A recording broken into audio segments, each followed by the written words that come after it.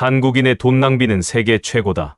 한국인은 돈이 생기면 친구들과 어울려 탕진해버린다. 그런데 의로운 일이라면 돈을 우습게 알고 쾌척한다. 한국인의 매력은 인정이 많고 통이 크다는 것이다. 19세기 말 미국인 선교사 호머 얼버트는 한국에서 20년 이상을 활동하며 한국인들의 독특한 매력으로 낭비벽을 꼽았습니다. 그의 말을 뒷받침하는 미국 하버드 대학교 교수의 기고가 최근 세계인들의 큰 관심을 끌고 있는데요. 지금부터 그의 이야기를 통해 한국인들의 독특한 낭비벽에 대해서 알아보겠습니다. 이야기를 시작하기 전에 구독과 좋아요는 눌러주셨죠? 감사합니다. 그럼 지금 바로 들어볼까요? 안녕하세요. 저는 하버드대학교에서 비교 문화를 연구하고 가르치는 에드워드 스펜서입니다. 오늘은 제가 오랜 연구와 경험을 통해 알게 된 한국이라는 나라의 독특한 문화에 대해 이야기하려고 합니다. 19세기 말 미국인 선교사 호머 B 헐버트는 한국에서 활동하며 이렇게 말했습니다. 한국인은 돈을 단순히 자신을 위해 사용하는 것이 아니라 사람과 사람 사이를 잇는 수단으로 여긴다. 이 말은 제가 한국을 이해하며 발견한 모든 것을 한 문장으로 요약하는 듯합니다. 한국인에게 돈은 단지 소유의 대상이 아닙니다. 필요한 곳에 아낌없이 쓰고 타인을 돕는 데 주저하지 않는 그들의 모습은 제가 살고 있는 문화와는 많이 달랐습니다. 그렇다면 의로운 행동과 돈 낭비가 어떻게 연결될 수 있을까요? 한국인은 왜 돈을 쓰는 데 있어 그렇게도 대범하면서도 따뜻한 방식으로 실천하고 있는 걸까요? 오늘 그 답을 찾아보겠습니다. 한국인의 돈 사용 방식에는 특별한 철학이 담겨 있습니다. 돈은 단순한 소유가 아니라 가치를 창출하고 사람 사이의 관계를 이어주는 도구로 여겨집니다. 예를 들어 한국인들은 재난 상황에서 남다른 방식으로 행동합니다. 자신에게 여유가 없더라도 필요한 이들을 위해 기부하거나 도움의 손길을 내밉니다. 이런 모습은 한국 사회에서 돈이 가지는 특별한 의미를 잘 보여줍니다. 돈은 물질적인 것을 넘어선 연결과 나눔의 도구입니다. 과연 한국인은 어떤 방식으로 나눔을 실천하며 이것이 어떻게 전 세계에 감동을 주었을까요? 이제 본격적으로 그 이야기를 시작하겠습니다. 돈 낭비가 의로운 행동이 될 수 있을까요? 처음 이 질문을 들었을 때 의아함을 느끼는 분들이 많을 겁니다. 하지만 한국인의 삶을 들여다보면 이 질문에 대한 답이 점차 명확해집니다. 돈은 필요 이상의 것을 소비하거나 낭비하는 도구가 아니라 그 이상의 가치를 만들어내는 촉매제가 되곤 합니다. 한국에서는 돈을 쓰는 방식에 독특한 철학이 녹아 있습니다. 역사 속에서도 최근 사례에서도 우리는 돈을 이롭게 낭비하는 한국인의 모습을 발견할 수 있습니다. 이 행동은 단지 이타심이나 배려의 표현을 넘어서 사회적 연대를 강화하고 공동체의 가치를 지켜내는 중요한 역할을 합니다. 예를 들어 1997년 IMF 경제위기 당시 한국인들이 보여준 행동은 세계를 놀라게 했습니다. 국민들은 자발적으로 집에 있던 금을 내놓아 국가 경제를 지원했습니다. 금반지, 금목걸이, 심지어 결혼반지까지 헌납하며 나라를 돕겠다는 의지는 전 세계적으로 주목받았습니다. 이는 단순히 경제적인 지원을 넘어 공동체의 연대를 강화한 역사적 사례로 기록되었습니다. 이와 같은 정신은 현대에도 여전히 이어지고 있습니다. 예를 들어 일본 후쿠시마 원전 사고 당시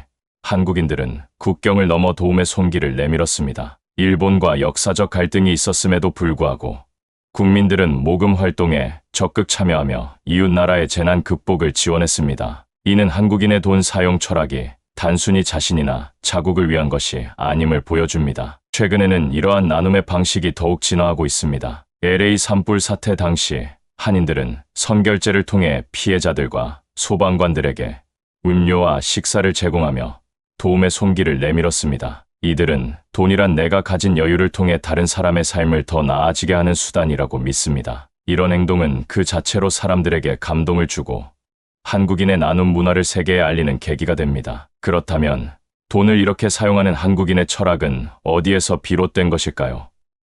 이는 한국인들의 정이라는 독특한 문화적 개념과 깊이 연결되어 있습니다. 정은 단순히 사람 간의 정서적 유대를 뜻하는 것이 아닙니다. 정은 서로의 어려움을 나누고 함께 살아가는 방법을 찾으려는 마음에서 비롯됩니다. 이 정이 돈 사용에도 고스란히 녹아들어 개인의 이익을 넘어 공동체의 발전을 추구하게 만드는 것입니다. 돈을 사용하는 방식은 단지 경제적인 선택이 아닙니다. 이는 한 나라의 가치관, 문화를 반영합니다. 한국인의 나눔 정신과 돈 사용 철학은 단지 좋은 일을 하기 위해 돈을 쓰는 차원을 넘어 그 돈이 얼마나 많은 사람들에게 영향을 미칠 수 있는지 고민하게 합니다. 바로 이 점이 전 세계를 감동시키는 이유가 아닐까요? 이제 우리는 본격적으로 사례들을 살펴보며 한국인의 나눔 문화가 어떻게 실천되고 있는지, 그리고 이것이 전 세계적으로 어떤 영향을 미쳤는지 알아볼 것입니다. 한국인의 돈 사용 철학, 그 의로운 낭비의 이야기를 통해 우리는 돈의 진정한 가치를 다시 생각해 볼 수 있을 것입니다. 한국인의 나눔과 돈 사용 철학은 최근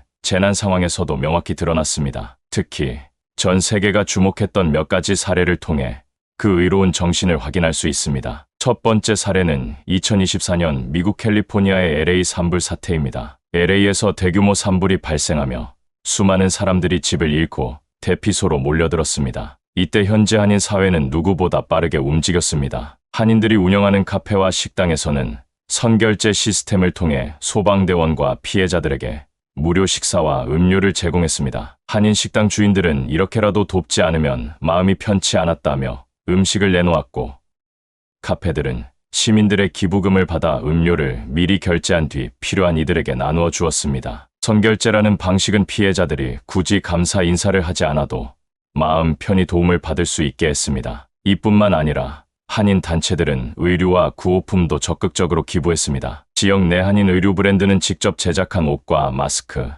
양말 등을 대피소에 전달했으며 구호 물품을 포장하고 나르는데 자원봉사로 나선 사람들도 많았습니다. 이러한 활동은 단지 금전적인 기부에 그치지 않고 필요한 곳에 직접적인 도움을 제공하는 방식으로 이어졌습니다. 두 번째 사례는 코로나19 팬데믹 당시 한국인의 기부와 봉사입니다. 코로나19가 전 세계를 강타하며 의료 시스템이 붕괴 직전까지 몰린 상황에서도 한국은 나눔을 통해 위기를 극복했습니다. 병원에서 일하는 의료진을 위해 도시락을 선결제하여 매일 제공하거나 격리된 사람들에게는 식료품을 미리 결제한 뒤 배송하는 방식으로 지원했습니다. 이런 작은 행동들이 모여 한국의 나눔 문화가 얼마나 강력한지 보여줬습니다. 세 번째 사례는 국경을 넘어선 한국인의 나눔입니다. 최근 튀르키예에서 대규모 지진이 발생했을 때 한국인들은 발빠르게 움직였습니다. 온라인 모금 플랫폼과 기부 단체를 통해 선결제를 이용한 기부금을 모았고,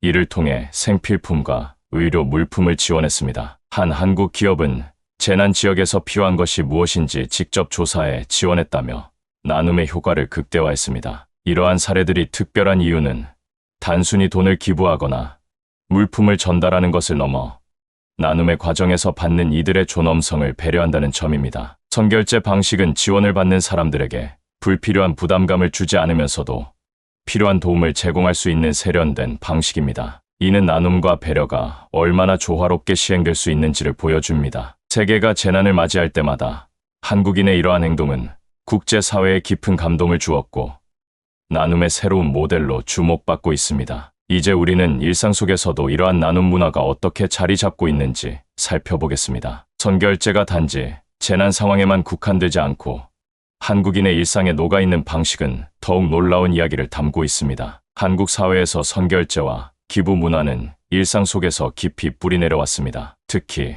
사회적 위기나 재난 상황에서는 이러한 나눔의 문화가 더욱 두드러지게 나타납니다. 최근의 비상계엄 사태에서도 이러한 모습이 뚜렷하게 드러났습니다. 2024년 12월 3일 윤석열 대통령의 갑작스러운 비상계엄 선포로 인해 전국이 혼란에 빠졌습니다. 그러나 약 155분 만에 국회가 계엄 해제안을 가결하고 대통령이 이를 수용하면서 사태는 일단락되었습니다. 이러한 급박한 상황 속에서도 시민들은 빠르게 결집하여 시위에 참여했습니다. 특히 집회 현장에서는 참가자들을 위한 다양한 지원 활동이 펼쳐졌습니다. 집회에 참여한 시민들은 서로를 돕기 위해 다양한 방식으로 지원을 제공했습니다. 예를 들어 인근 카페나 식당에서 음료나 음식을 선결제하여 집회 참가자들이 무료로 이용할 수 있도록 했습니다. 이러한 선결제 문화는 집회 참가자들에게 큰 힘이 되었습니다. 또한 일부 시민들은 집회 현장에 직접 음료수나 간식을 가져와 나누어 주기도 했습니다. 이러한 자발적인 기부와 나눔은 집회에 참여한 이들에게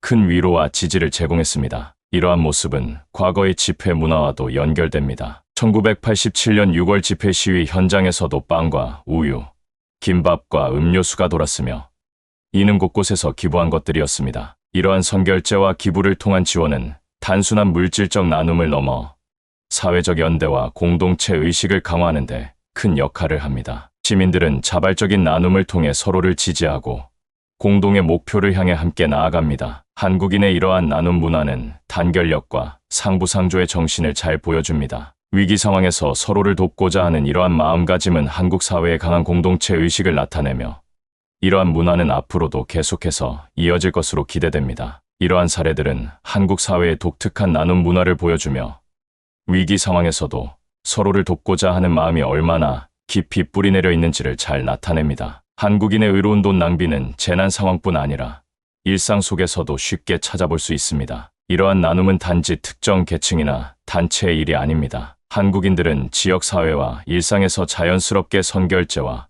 기부를 실천하며 나눔의 가치를 몸소 보여줍니다. 최근 무한항공기 참사에서도 전국 각지에서 자원봉사자와 유가족들을 위한 나눔과 기부가 줄을 이었습니다. 또 다른 예로 서울의 작은 카페에서 한 고객이 추운 겨울 길거리를 지나가는 사람들이 따뜻한 커피로 위로받길 바란다며 20잔의 커피를 선결제한 일이 있습니다. 이후 그 커피는 지나가던 사람들, 특히 노숙자와 배달 기사들에게 무료로 제공되었습니다. 이들은 따뜻한 음료를 받으며 마음의 온기를 느꼈고 이 사건은 지역사회에서도 화제가 되었습니다. 이러한 선결제 문화는 단순히 금전적 나눔을 넘어 받는 이들에게 존엄성을 유지한 채 도움을 주는 방식을 제시합니다. 사람들은 자신이 필요한 것을 자연스럽게 받아갈 수 있으며 주는 이와 받는 이 모두에게 따뜻한 기억을 남깁니다. 전통시장에서도 의로운 돈 낭비는 흔히 발견됩니다. 예를 들어 경기도의 한 전통시장에서 한 주민이 떡집에 30만 원을 선결제하며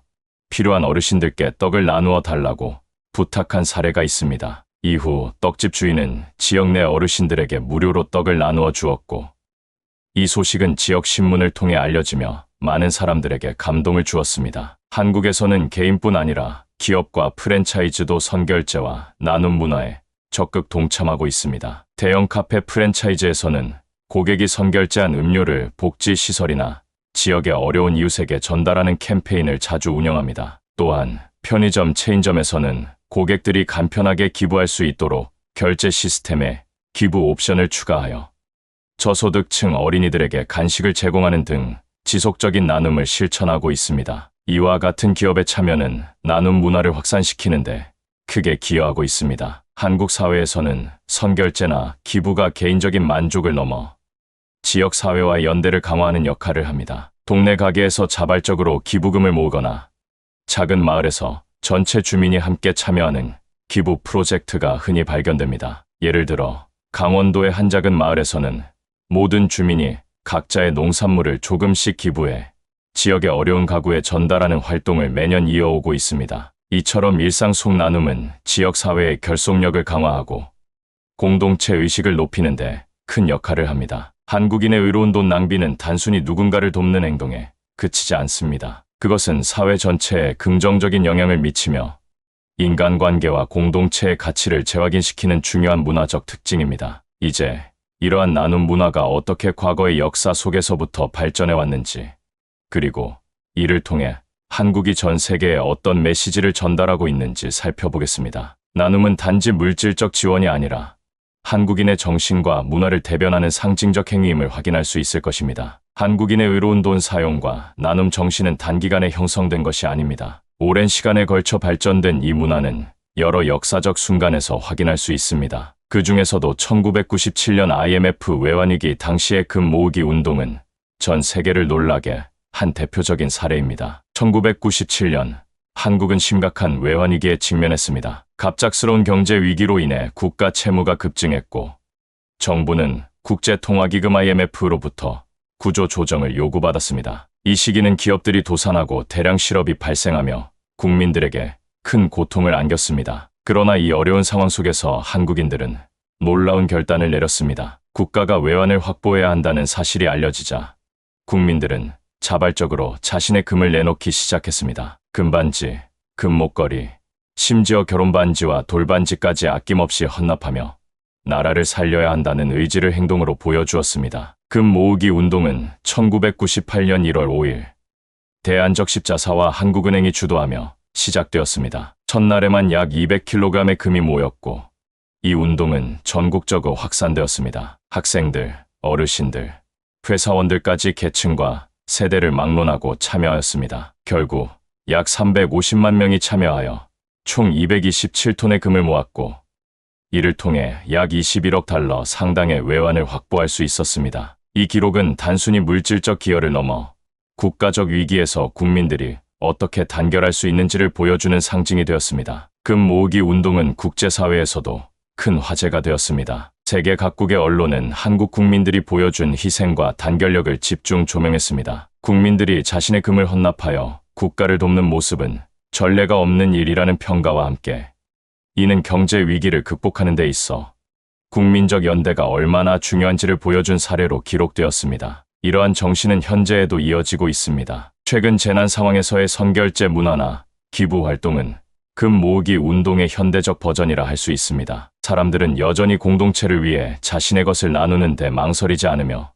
이는 단순한 나눔이 아닌 깊은 연대의 표현입니다. 금 모으기 운동은 한국인의 의로운 돈 낭비가 단지 개인적 선행이 아니라 공동체를 위한 적극적인 선택임을 보여주는 대표적 사례입니다. 한국인의 돈 사용 방식은 그들의 정신과 문화를 가장 잘 설명해주는 창이 될 것입니다. 한국인의 의로운 나눔 문화는 국경을 초월해 이어져 왔습니다. 그 중에서도 2011년 일본 후쿠시마 원전 사고 당시 보여준 한국인들의 기부와 지원은 전 세계적으로 큰 감동을 주었습니다. 두 나라 사이의 역사적 갈등에도 불구하고 한국인들은 인도주의적 지원을 통해 진정한 연대의 가치를 보여주었습니다. 2011년 3월 11일, 일본은 대지진과 쓰나미로 인해 엄청난 피해를 입었습니다. 이 재난은 후쿠시마 원전 사고로 이어져 일본뿐만 아니라 전 세계를 긴장시키는 사건으로 기록되었습니다. 당시 한국에서는 재난 소식을 접하자마자 각계각층에서 일본을 돕기 위한 움직임이 시작되었습니다. 시민들은 대규모 모금 운동에 자발적으로 참여했으며 단체와 기업들도 이에 동참했습니다. 특히 많은 한국인들이 일본을 돕기 위해 금전적 지원을 아끼지 않았습니다. 다양한 모금 활동이 펼쳐졌고 이 과정에서 수억 원의 기부금이 모였습니다. 이와 같은 사례들은 한국인의 돈 사용 철학이 단지 자신을 위한 것이 아니라 세계를 향한 따뜻한 메시지를 담고 있음을 보여줍니다. 이러한 나눔의 정신은 오늘날에도 이어지고 있으며 앞으로도 국제사회에서 중요한 역할을 할 것입니다. 제가 한국의 역사를 연구하고 한국인들의 삶을 가까이에서 관찰하며 느낀 가장 큰 특징 중 하나는 바로 의로운 나눔의 문화입니다. 한국인들은 단순히 기부하거나 돕는 데 그치지 않고 이 나눔을 하나의 철학으로 실천하며 살아갑니다. 그렇다면 왜 한국인들은 이러한 민족성을 갖게 되었을까요?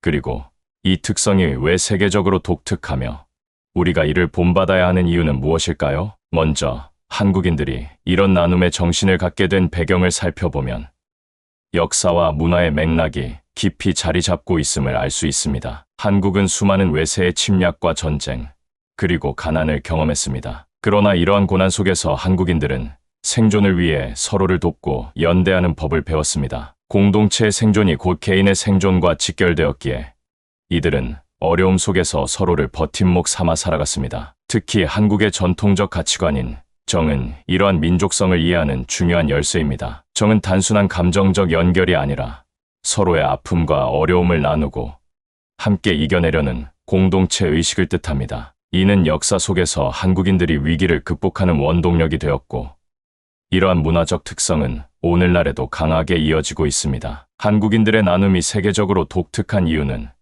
그들의 행동이 단지 물질적 지원을 넘어 도움을 받는 사람의 존엄성을 배려한다는 점에 있습니다. 이런 행동은 다른 문화권에서는 보기 드문 특징입니다. 많은 사회에서 나눔은 종종 일방적이며 때로는 받는 사람에게 심리적 부담을 줄 수 있습니다. 반면 한국에서는 나눔이 자연스러운 관계의 일부로 이루어지며 이는 그들만의 특별한 문화적 자산으로 평가받을 수 있습니다. 또한 한국인의 나눔 문화는 위기를 기회로 전환하는 힘을 보여줍니다. 예를 들어 IMF 외환위기 당시의 금 모으기 운동이나 일본 원전 사고 당시의 지원 활동은 단순히 위기를 극복한 사례가 아닙니다. 이는 한국인들이 공동체의 이익을 위해 기꺼이 자신을 희생할 수 있음을 전 세계에 알린 계기가 되었습니다. 이런 행동은 단순히 경제적 성과를 넘어 한국이라는 국가의 이미지를 긍정적으로 변화시키는 데 기여했습니다. 이제 세계는 점점 더 복잡하고 상호 연결된 위기를 맞이하고 있습니다. 기후변화, 팬데믹, 그리고 사회적 불평등과 같은 문제들은 개별 국가나 개인이 해결할 수 없습니다. 이런 상황에서 한국인의 나눔 문화는 중요한 교훈을 제공합니다. 첫째, 개인의 이익을 넘어서 공동체의 번영을 추구하는 태도는 세계가 직면한 문제를 해결하는 데 있어 필수적입니다. 한국인들은 개인의 희생을 두려워하지 않고 공동체의 이익을 위해 기꺼이 자신의 것을 나누는 민족성을 가지고 있습니다. 이는 협력과 연대가 필요할 때 전 세계에 강력한 영감을 줄 수 있습니다. 둘째, 존엄성을 존중하는 나눔의 방식은 나눔의 지속 가능성을 높이는 데 기여합니다. 단순히 물질적 도움을 주는 것을 넘어 도움을 받는 이들의 자존감을 보호하고 나눔을 하나의 자연스러운 과정으로 만드는 한국인의 방식은 글로벌 사회에서도 큰 본보기가 될 수 있습니다. 셋째, 위기 속에서의 단결은 불가능해 보이는 상황에서도 변화와 극복을 가능하게 합니다. 한국인들은 역사적으로 이러한 단결의 힘을 통해 놀라운 성과를 이루어왔습니다. 이는 다른 국가와 사회가 직면한 문제를 해결하는 데도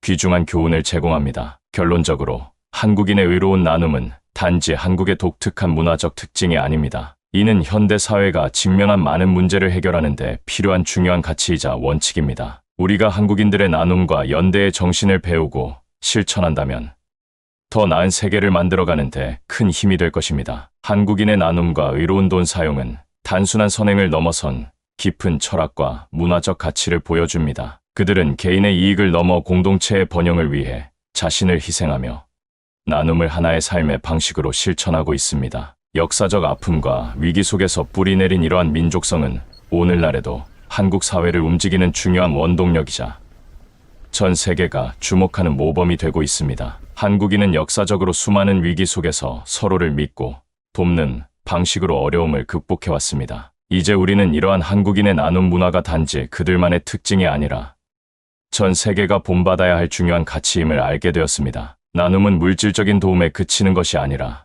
서로의 아픔을 나누고 함께 더 나은 세상을 만들어가려는 의지에서 비롯됩니다. 오늘 이 이야기를 통해 한국인의 의로운 나눔이 단순한 행동이 아니라 세상을 더 나은 곳으로 만드는 강력한 철학임을 느끼셨기를 바랍니다. 우리가 이들의 나눔 정신을 배운다면 더 나은 사회, 더 나은 세계를 만들어가는데 한 걸음 더 가까워질 수 있을 것입니다. 감사합니다. 오늘은 에드워드 스펜서 교수님의 깊은 통찰로 잘 설명된 한국인들의 의로운 낭비에 대해서 들어봤는데요. 어떠신가요?